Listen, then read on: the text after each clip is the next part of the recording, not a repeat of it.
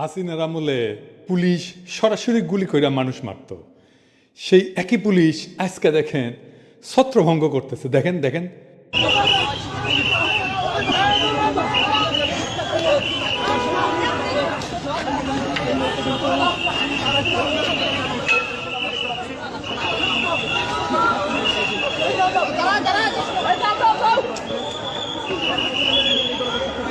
দেখেছেন কারো শরীর স্পর্শ করতেছে না, খালি সাউন্ড করতেছে। জিন্দেগিতে চিন্তা করেছিলেন হাসিনার জাউরা ঠোলা এইভাবে পুলিশ হয়ে উঠবে? ভাবেন নাই, কিন্তু হয়েছে। পুলিশের দুইজন নেতৃত্বে, খোদাবক্স ভাই আর বাহার ভাই, দুজনেই বাংলাদেশের জনগণের তরফ থেকে আমার সালাম আর কৃতজ্ঞতা গ্রহণ করেন। আপনারা এক অসাধ্য সাধন করছেন। যেই পুলিশ সদস্যকে দেখা যাইতেছে এই ভিডিওতে, উনারা আইডেন্টিফাই করেন, প্রমোশন দেন, পুরস্কৃত করেন, জাতির সামনে পরিচয় করায় দেন। এই পুলিশ সদস্যকে জিটি পাবেন, বুকে জড়ায় ধরবেন, না খিলা ছাড়বেন না, এক কাপ চা হইলে খিলাবেন। এবার আসেন আজকের আলোচনায়। এই যে খেলা হবে, এই স্লোগান তো দিছিল শামীম ওসমান, তাই না? 24 তারিখের পরে আসো খেলবো, খেলা হবে, খেলা হবে। 24 তারিখের পরে খেলা হবে। তুই, তোর খালেদা জিয়া, তোর জামাত, তোর হেফাজত সব নিয়ে আমরা খেলবো।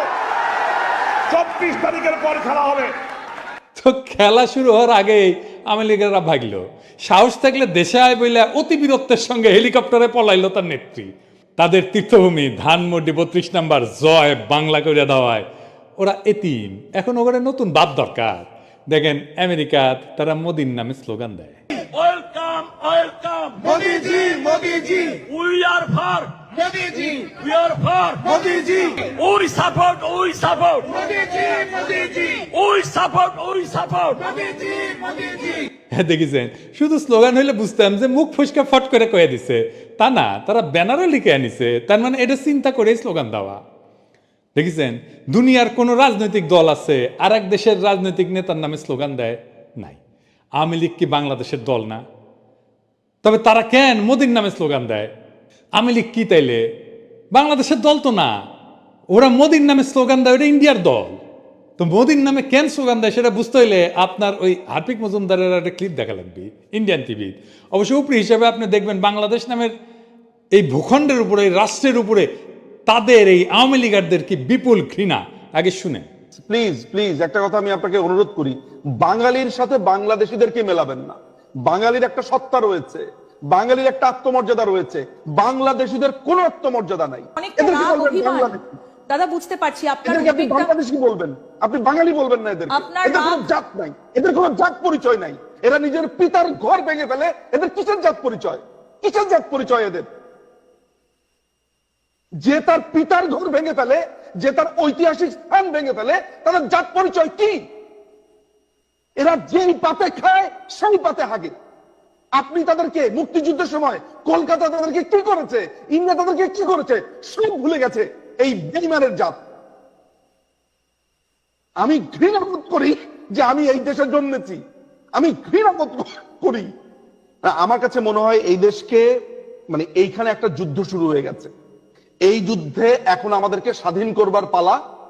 অস্ত্র হাতে নামতে হবে, এখানে গেরিলা যুদ্ধ করতে হবে, এখানে আমাদেরকে ট্রেনিং নিতে হবে।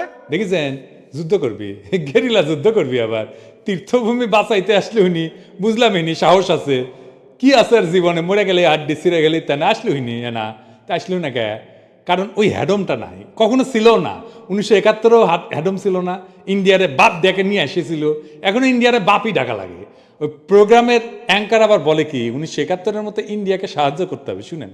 কিন্তু এবার কি তাহলে আবার ভারতের কাছে সাহায্য চাওয়ার দিন এগিয়ে এসেছে? কারণ এই মুহূর্তে দাঁড়িয়ে স্বাধীন দেশ যদি কোনোভাবে সাহায্য না চায়, তাহলে একটা দেশ আরেকটা দেশের রাজনীতিতে গিয়ে সরাসরি নাক গলাতে পারে না। বাপরে, আমেরিকা থেকে 5 লাথি দিয়ে ডান্ডে বেরিয়ে পড়ে পেটে দিছে, আর ওই বাংলাদেশে আওয়ামী লীগরা আবার ক্ষমতা বসে দিবি। ওরে বাবা, গোয়াত নাই চাম, রাধাকৃষ্ণের নাম। তার মানে আওয়ামী লীগ আর এইসব থার্ড ক্লাস ইন্ডিয়ান চ্যানেল চায় বাংলাদেশের সামরিক হস্তক্ষেপ করে ইন্ডিয়া আবার হাসিনার হারানো রাজ্য উদ্ধার করে দিক। এই জন্যই আমেরিকার মোদির নামে স্লোগান দিছে। আবার দেখান রিটা সাহেব। Welcome welcome Modiji Modiji, we are for Modi ji. We are for Modi ji. We are for Sheikh Hasina. We are for Sheikh Hasina. We support Modi ji. Modi ji. We support Modi ji. We support Modi ji. আবার দেখেন সে কয় আমাদের নাকি লজ্জা নাই, হারপ্রিত মজুমদার কয়। আমাদের কোনো লজ্জা বোধ নেই, কিচ্ছু নেই। আমরা আমাদের মহামনীষীদেরকে ঠিক এভাবে ট্রিট করি।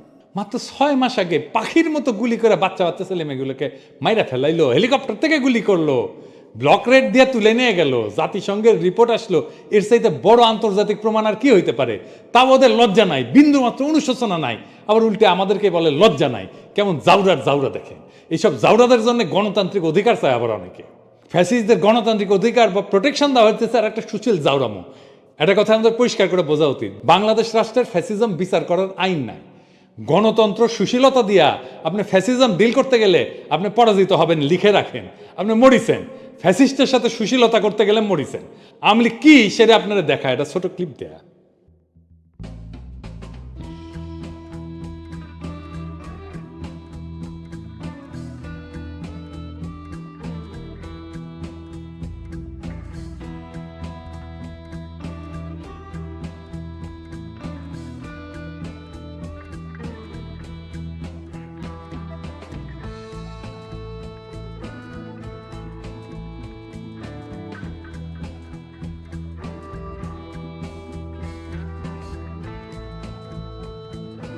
দেখছেন আওয়ামী লীগ হইতেছে কুত্তাটা, আর ওই কুত্তাটারে যে বাঁচাইতে আসিছিল ওই হচ্ছে বাঙ্গু সুশীল।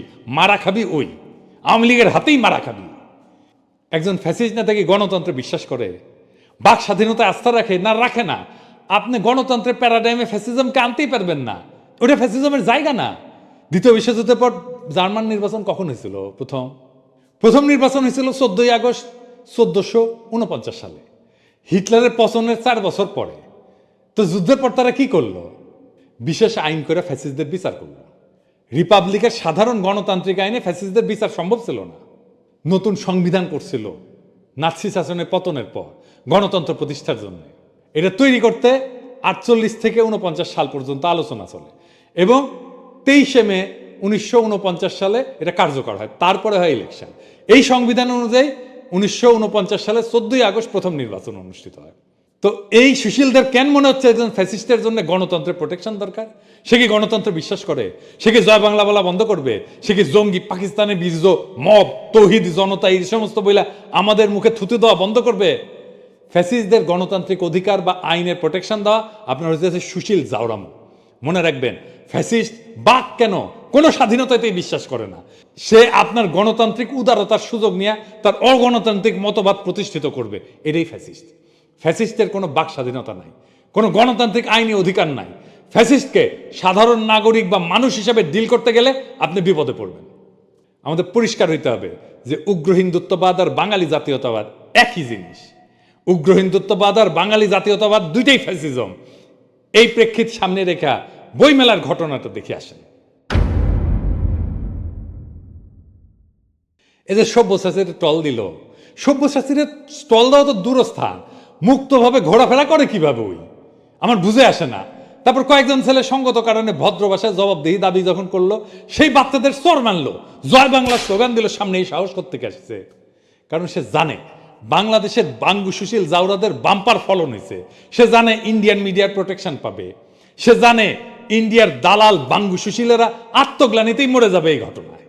গণতন্ত্র আর বাক স্বাধীনতার কথা বললে তাদের বিচি কান্দে উঠে যায়। আবার বলতেছি, গণতান্ত্রিক আইনে ফ্যাসিজম ডিল করা যায় না। তাহলে তো ফ্যাসিজম সরাইতে বিপ্লব লাগতো না। চুমা দিয়ে হারমোনিয়াম বাজায় সরাই দিতে পারতেন, ইলেকশন করে সরাই দিতে পারতেন, এত রক্ত তো দেওয়া লাগতো না। ফ্যাসিস্ট একটাই ভাষা বোঝে, তাই হইতেছে মাইরের ভাষা। ওদের সাথে এই ভাষায় কথা বলতে হবে। সেই ভাষায় কথা বলছি আমরা 32 নম্বরে, দরকার হলে আবারও বলবো।